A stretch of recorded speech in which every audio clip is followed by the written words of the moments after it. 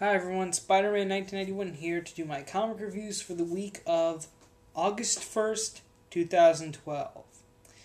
Let's kick things off with Marvel, shall we? Starting it off, Avengers Academy number 34, the first part of the Final Exam story arc.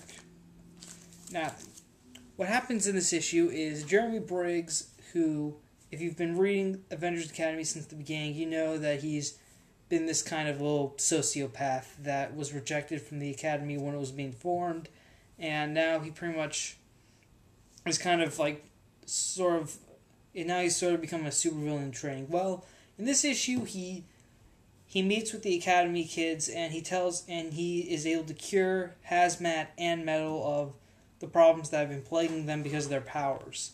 And so once they're cured, Briggs reveals that the thing he used to cure them, dubbed the Clean Slate, he's now going to release it across the world because he's going to try to get rid of everyone's superpowers because he believes that everyone needs to earn their powers. It can't be, some sort of accident that gives them their abilities. So now he thinks that, he can change the world by getting rid of superpowers and eliminating the supervillain Contra, but of course the Avengers Academy kids don't let that happen. And so 5 of them, Reptile, White Tiger, X-23, Lightspeed, and Finesse try to stop him, but Briggs has allied himself with 3 former members of the Young Masters of Evil, who you may remember from Dark Reign, Young Avengers miniseries. Basically what happens is they try to fight Briggs, but he uses his little foot soldiers to knock them out, and that's pretty much where the issue ends. And also, because they're cured, and because Briggs kind of promised Stryker he would be the last and only superhero, they kind of agree to follow Briggs along with the Veil. And at first, Jocasta, she also appears in this. She is against it, but Briggs shuts her off. So, this is definitely a good way to kick off the whole Final Exam story arc, because I think this is because I think I read an interview with writer Christos Gage about this. He said that at the end of the story arc, I think someone's going to leave the Academy. We don't know who it is yet, but my money it's going to be either Metal or Hazmat or even Stryker. One of the 3 who align themselves with Briggs, they're going to be this is going to leave them affected, and they'll probably leave the Academy. But so far it looks very nice. I mean, this feels like something like the confrontation with Jeremy Briggs is something that, Gage has teased for a while. At first, when he introduced Briggs, he almost made quick work of the Academy cadets. Then, when Briggs again appeared at Avengers Academy, he used it to show off his power and how he kind of got Veil and Jocasta over to his side. So, Briggs isn't a threat to be taken lightly, and that's something I think the kids of Avengers Academy are going to learn. I think this is a great story arc, and just like Avengers vs. X-Men, everything's going to change after this one, so I would highly recommend you stick around for it. Alright, next up from Marvel, a new series that I'm going to be trying out this month, Daredevil number 16. Basically, this is kind of an epilogue and a beginning to epilogue to the last story arc and a beginning to the new one. After the nanobots from the last story arc in Daredevil's head are destroyed thanks to a combination of help from Tony Stark, Doctor Strange, and Hank Pym, Daredevil heads back to his office, changes it back into Matt Murdock, but when he arrives, Foggy Nelson, Matt Murdock's partner and best friend, confronts Matt and tells him that, he's worried about Matt and thinks that Matt's gone crazy because he just discovered that the remains of Jack Murdock, Matt's father, have been found in Matt's desk.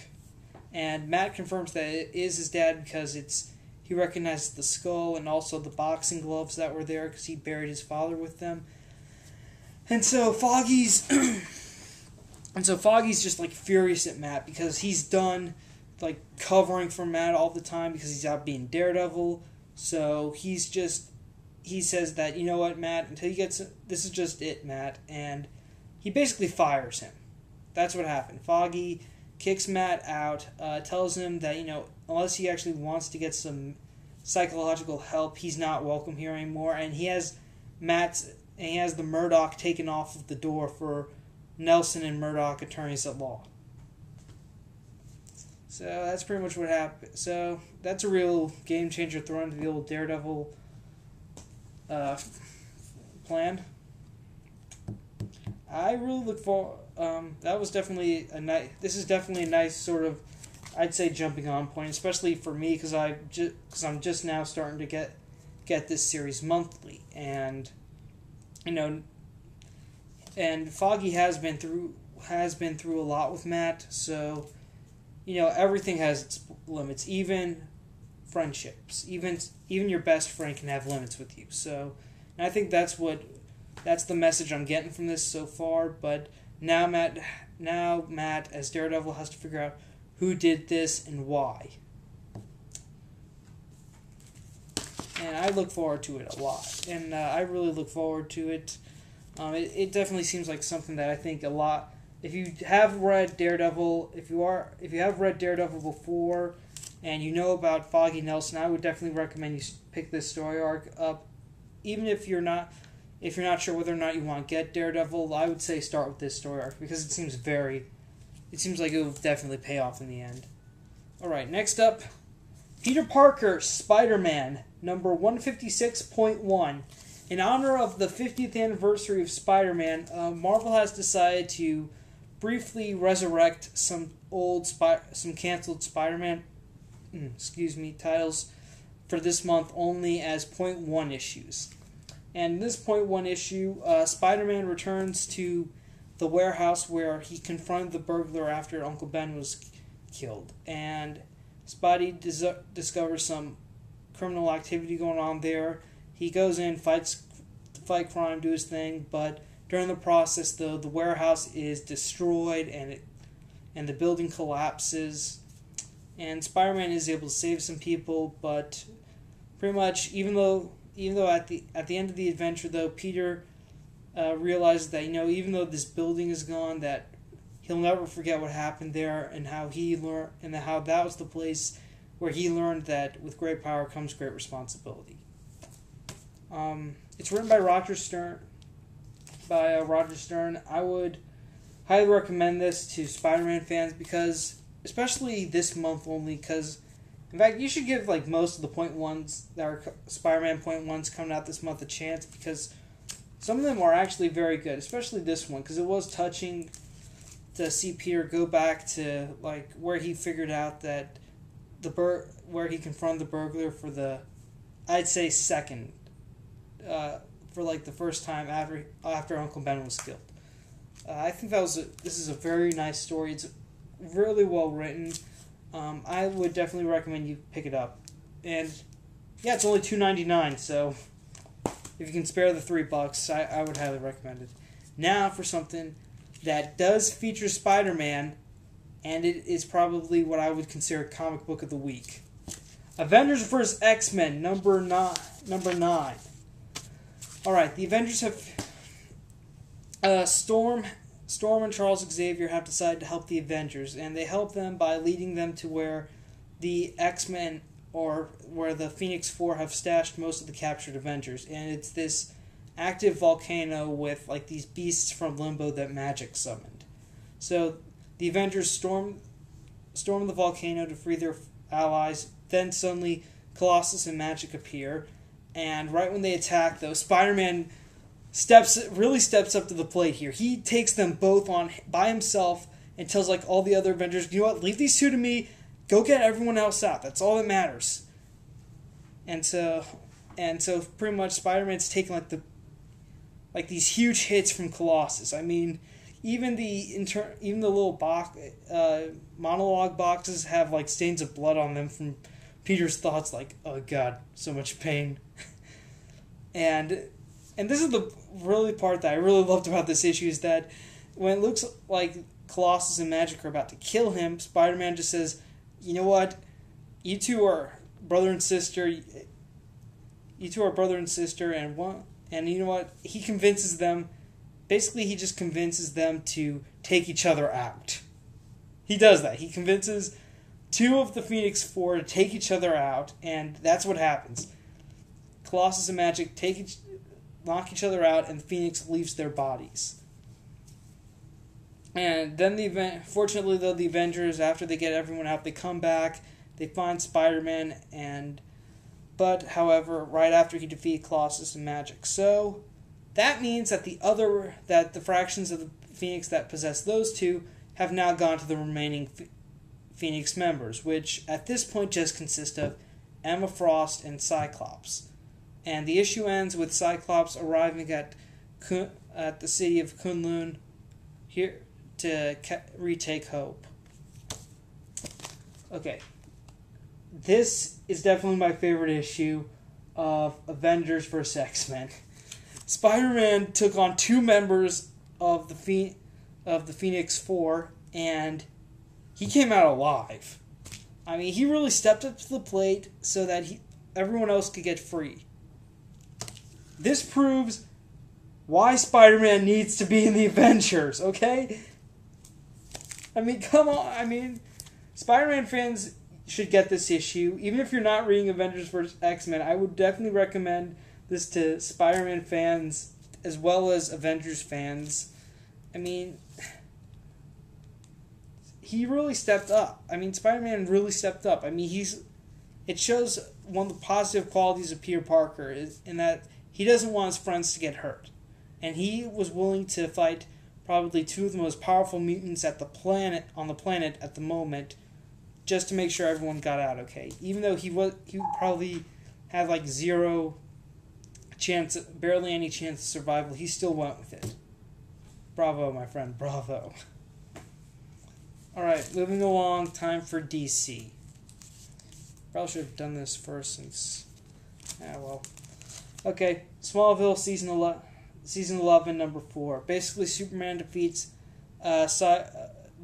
Hank Henshaw by ripping off his head and keeping that and returning it to Star Labs so that they can keep it in isolation. Henshaw's still alive. Superman didn't kill him, but it's just that he ripped off his head and kept it in and now it's pretty much in like isolation. And also, Oliver and Chloe investigate the ship that crash landed in the cornfields of Smallville, and they discovered that the passenger is like an alternate version of Chloe Sullivan. So, and apparently this alternate Chloe came to the planet to sort of give a message to Superman, and it's basically a warning about the crisis.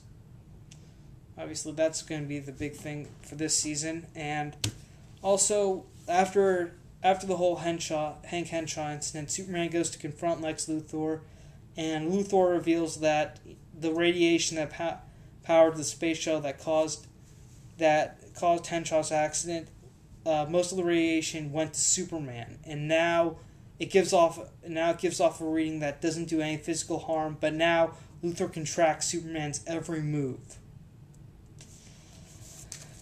And at that point, Superman realizes that until he can get rid of all this excess radiation, he can't beat Clark Kent. Otherwise, Luthor will know where he lives, and he'll try to hurt Lois.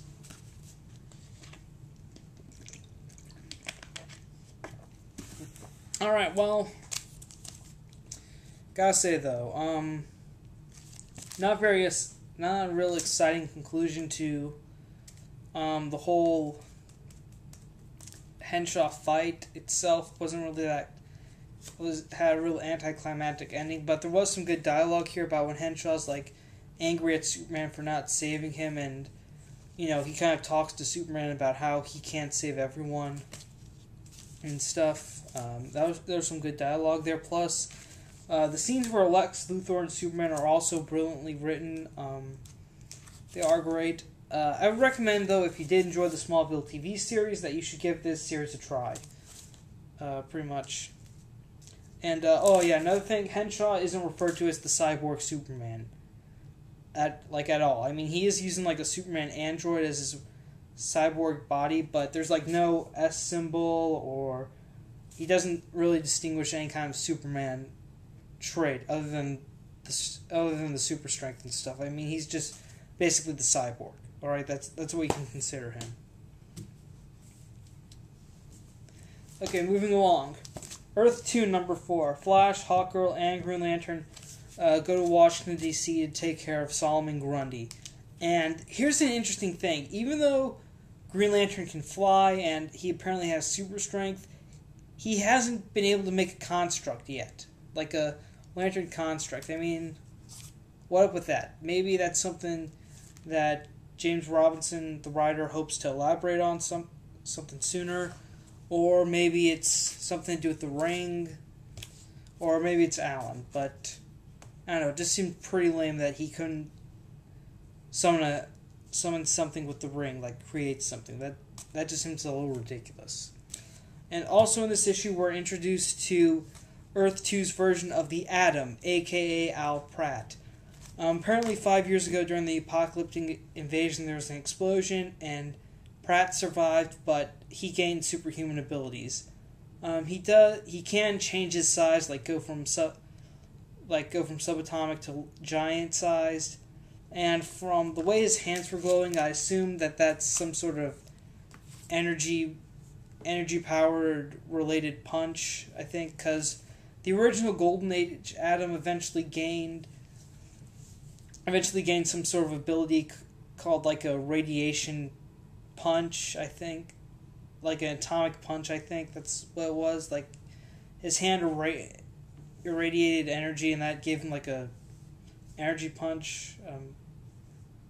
Okay, I think for the past few minutes I just sounded really stupid, but I hope size changing isn't just the only. I really hope they still kept that energy punch ability, because that's what would make this Atom unique. And again, the origin of power. But if they just stick to size changing, I mean, that just seems like they're just turning him into another version of Ray Palmer. I mean, come on, give him a little variation with his power so that we know that this isn't just another version of the Atom, okay? And granted, just like Alan Scott was chosen, just like Hal Jordan, to be the next Green Lantern, there are differences in their origins. Like, Alan's is magic, Hal's is more of science fiction. Okay? And again, even though Hawkgirl is featured on the cover, the only big change here is that she may have had some history with the military, as the Atom seems to work for the U.S. government, and when he sees Hawkgirl's kind of like, oh no, you can't make me go back there, or something. It does, and the dialogue seems to imply that they may have been like partners at some point, but then eventually Hawkgirl left the military, and now she's kind of a fugitive.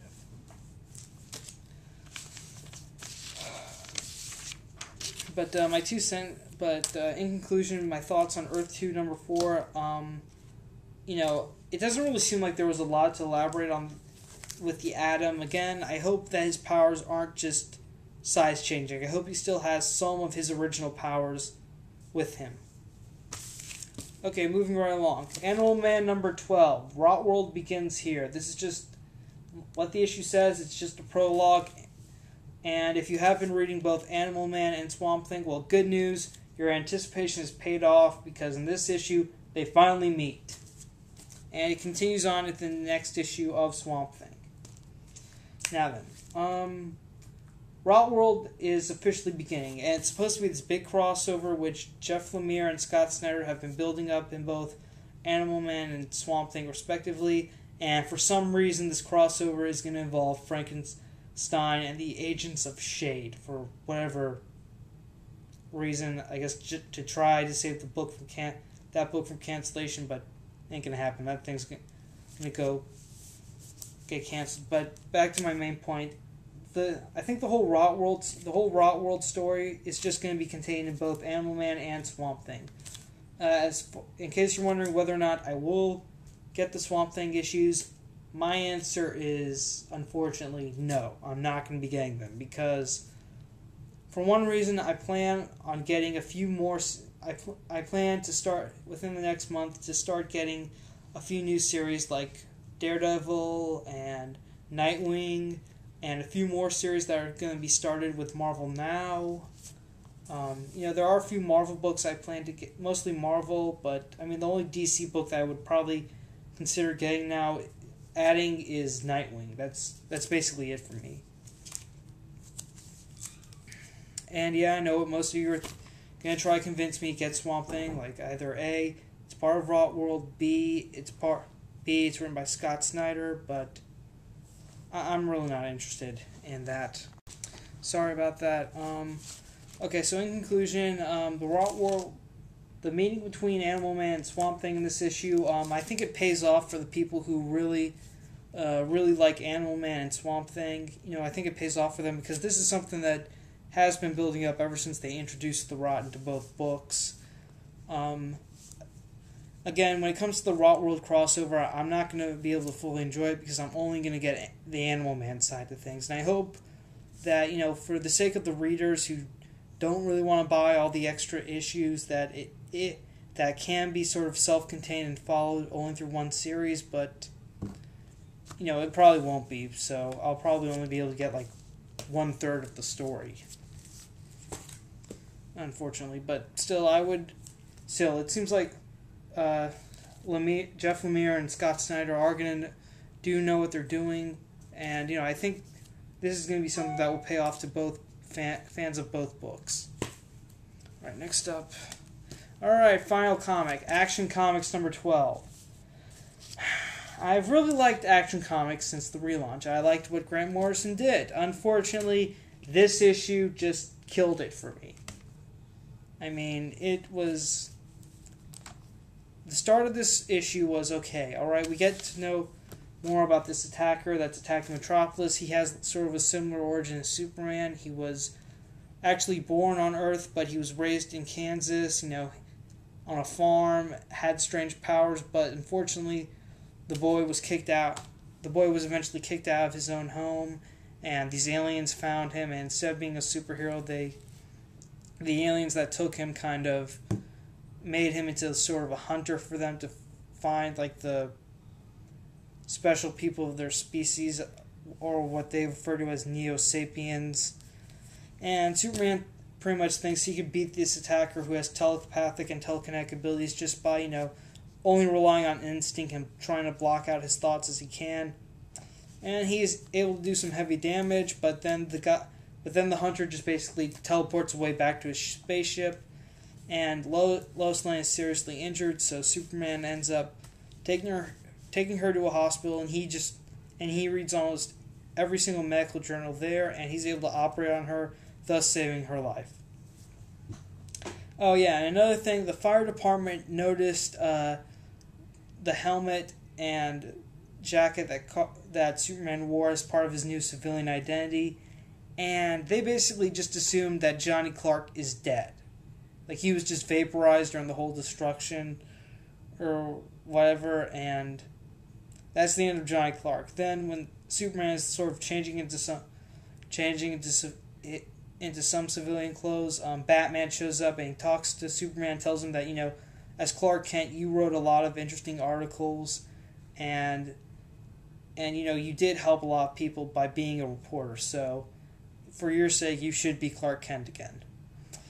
And later that night, Clark goes to talk to his landlady, who also knows his secret identity, about, you know, how he can sort of come back, and she reveals that and this is the part where when I read this, I thought, my God, this story is so much up its own butt. The landlady reveals herself as a member of as a being from the fifth dimension, like Mr. Mxyzptlk, and she says that, you know, she could help Clark by basically fixing it so that everyone forgets that Clark Kent died, or something. I don't know. At that point, I was just like, okay, this is the biggest BS of a Deus Ex Machina I've ever read. Okay, I mean, I did like Action Comics. I really did. But now, and I know Grant Morrison is going to leave this comic after issue 16, but right now, that was just the biggest BS of an ending I've ever... Oh, God. I really hated it. I did. I would say, you know, This issue's $4. If you can, skip it. Okay, just skip it. I don't care if you stayed with the story arc. Just skip it. Okay, it's not a great ending. Wait till the next issue. Hopefully that will be better, but maybe it won't be. I mean, like 60 to 40. There's a 60-40 chance it'll probably suck, like this one. I'm really getting tired of it. I'm really getting tired of Superman getting the short straw at DC Comics. I mean, the guy's got a movie coming out, okay? So really, make Superman good in the comics, and eventually that will encourage comic book fans to see the Man of Steel coming out next summer. All right, DC, just come on. And basically, that is what I think of Action Comics 12. It sucked. Alright, well, that's it for my comic book review this week. Short recap. Action Comics 12. It sucked. Skip it if you can. Animal Man number 12. Very nice introduction to the Rot World story arc. Animal Man finally meets Swamp Thing. Earth 2 number 4. We're introduced to the Atom. Hopefully he will still have some of his original powers and not just be another version of Ray Palmer.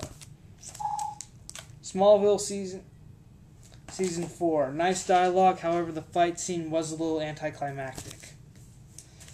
Avengers vs. X-Men number 9. Very awesome issue. Loved how Spidey took command of the situation. Highly recommend it. Peter Parker, Spider-Man 156.1. Nice one-shot story. I would definitely recommend picking it up if you can. Daredevil number 16. Seems like the start of a new story arc. That great start to a new story arc. Can't wait to read can't wait for the rest of it. And finally, Avengers Academy number 34. The start of the final exam looks great. I really can't wait to see what Jeremy Briggs has in store for the rest of for the students at the Academy.